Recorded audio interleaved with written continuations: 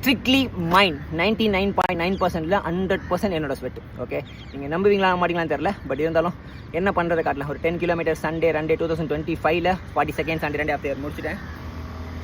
வேறு லெவல் ரன்னை முடிவு பண்ணுறது, ரன்னை டிசைட் பண்ணுறது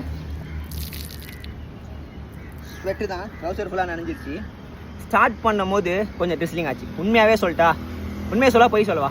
உண்மையை தான் சொல்லணும். பொய் சொன்னா கடவுள் என்ன போட்டு தள்ளுறாரு கண்டிப்பாக. ஓகே, உண்மை வேணால் இப்போ ஜெயிக்காமல் இருக்கலாம், ஒரு நாள் கண்டிப்பாக ஜெயிக்கும்.